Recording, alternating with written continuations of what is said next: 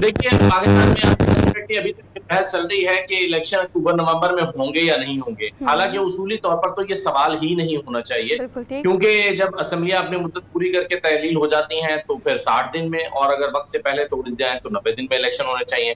तो ज़्यादा से ज़्यादा 90 दिन में इलेक्शन हो जाने चाहिए। हुँ, लेकिन अभी तक ये बहस हो रही है कि इलेक्शन होंगे 90 दिन में या नहीं होंगे। नहीं अब होंगे। इलेक्शन का होना या ना होना, इस पे बहुत सारी कयास-सराहियाँ हो रही हैं। हुँ, अब जब आप सेक्शन 230 में तरमीम तजवीज़ कर रहे हैं या उस पे बात हो रही है, तो इससे शक ये गुज़रता है कि अगर तो देखिए एक निगरान हुकूमत 60 दिन के लिए आ रही है या चलिए ज़्यादा से ज़्यादा 90 दिन के लिए, हुँ, तो उसे ज़रूरत नहीं है कि इस तरह के इख्तियारात उसके पास हों, एग्ज़ैक्टली। जो ज़ाहिर है ज़रूरत नहीं थी, तभी आइन में नहीं दिए गए और तभी ये इलेक्शन एक्ट 2017 जो है, उसमें महदूद रखे गए हैं इख्तियारात कि वो डे टू डे अफेयर्स चलाए। कोई ऐसा कदम ना उठाए कि आने वाली हुकूमत के लिए मुश्किल हो, कोई ऐसा एग्रीमेंट ना करे कि आने वाली हुकूमत को रोल बैक करना पड़े और कोई बड़ा मुआहिदा ना करे जो बुनियादी तौर पर मुंतखब हुकूमत का मैंडेट है। लेकिन अगर आप तरमीम करके ये इख्तियार देना चाहते हैं, तो इसका मतलब ये हुआ कि आप एक ऐसा वज़ीर-ए-आज़म देख रहे हैं, जो शायद ज़्यादा अरसे के लिए हो, क्योंकि 2 महीने के लिए आने वाले वज़ीर-ए-आज़म को इतने इख्तियारात दरकार भी नहीं होते। दरकार भी अभी नहीं। आप देखिए जैसे पंजाब और खैबर पख्तूनख्वा में हुकूमतें जो हैं, वो अपने जो 90 दिन के लिए आईं और उसके बाद वो हुकूमतें जो हैं वो लंबे अरसे के लिए चल रही हैं, 6 माह हो गए दोनों को। लेकिन हुँ, हम देख रहे हैं कि उन हुकूमतों को गवर्नेंस में प्रॉब्लम्स पेश आ रहे हैं। उसकी वजह ये है कि उनके पास इख्तियारात महदूद हैं। हुँ, अच्छा सर, अगर अगर इस हम बात का कोई ख्याल देखें जो आपने देखा कि दो पार्टियां बड़े जो लीडर हैं वो बैठे वहां पे दुबई में और फैसला जो इसहाक डार का सवाल सोहा ने आपसे किया, एक तरफ तो हम इस सारी चीज को देखते हैं लेकिन फैसला कहीं ना कहीं अगर दुबई लंदन में भी हम जाते हैं तो फैसला कहीं ना कहीं पिंडी में होता है।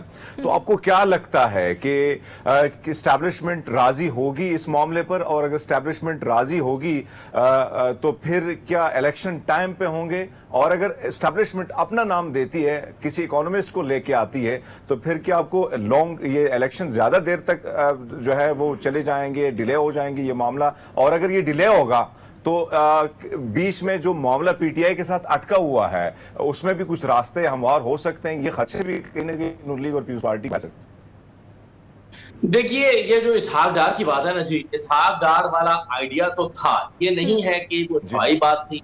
ये भी नहीं है कि ये खबर जो है वो ऐसे ही किसी ने घड़ के दे दी शहबाज राना साहब ने। ये ये चिंगारियाँ जहाँ से उठी हैं, वहाँ पर कुछ ना कुछ तो था। अब आप देखिए इसहाक डार साहब का के नाम पर इतना सख्त रद्द-ए-अमल आया है पीपल्स पार्टी की तरफ यस, से भी यस। और न सिर्फ पीपल्स पार्टी की तरफ से बल्कि नून लीग में भी एक ग्रुप की तरफ से जो प्रो शहबाज ग्रुप समझा जाता है, उनकी तरफ से भी एक सख्त रद्द-ए-अमल इसहाक डार के नाम हुँ, पर आया है। इसका मतलब है कि ये आइडिया तो शायद नहीं बिकने का, ये तो नहीं चलेगा और इसहाक डार साहब के दिल में उठी ख्वाहिश ज़्यादा अरसे के लिए ज़िंदा नहीं रही। तो ये तो हाँ, मुझे लगा कि हाँ, ये बात मैं आपकी दुरुस्त समझता हूँ कि निगरान वज़ीर-ए-आज़म जो है, वो जो भी आएगा, ये नहीं हो सकता कि वो एस्टैब्लिशमेंट की मुशावरत उसमें शामिल ना हो या रिकमेंडेशन उधर से ना आई हो।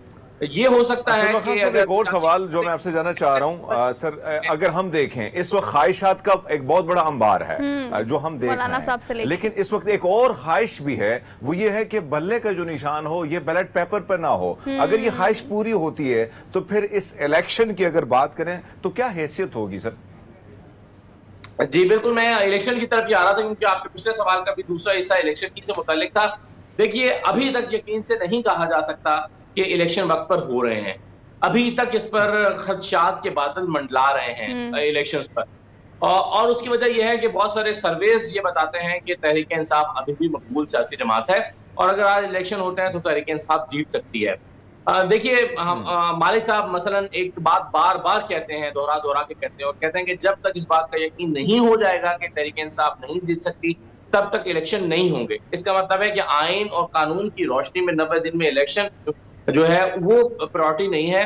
तरजीह ये है कि तहरीक-ए-इंसाफ को जीतना नहीं चाहिए। हुँ, अब अगर तो ये काम सिर्फ तहरीक-ए-इंसाफ के चेयरमैन की नाअहली और उनको जेल में डालने से हो जाता है, तो फिर तो शायद इलेक्शन हो जाए और तहरीक-ए-इंसाफ बैलेट पेपर पे मौजूद भी हो। हुँ, लेकिन अगर अंदाज़े ये रहे और तज्ज़िये ये रहे कि तहरीक-ए-इंसाफ के चेयरमैन को जेल में डालने और नाअहल करने के बावजूद भी बतौर सियासी जमात तहरीक-ए-इंसाफ अभी भी पॉपुलर है और लोगों का जो गम-ओ-गुस्सा है वो शायद बैलेट पेपर पे वोटिंग डे पे रिफ्लेक्ट होगा, तो ऐन मुमकिन है कि सियासी जमात पर भी पाबंदी लगा दी जाए। लेकिन मैं जाती तौर पर यह समझता हूँ कि ये तरजीह नहीं है सियासी जमात पर पाबंदी लगाना, क्योंकि तहरीक-ए-इंसाफ या कोई भी सियासी जमात पर पाबंदी लगाना इतना आसान नहीं है। और पीपल्स पार्टी इसकी मुखालफत कर रही है। पीपल्स पार्टी इसलिए भी मुखालफत कर रही है कि पीपल्स पार्टी के सियासी मुफाद में भी ये है कि तहरीक-ए-इंसाफ बतौर सियासी जमात हिस्सा ले।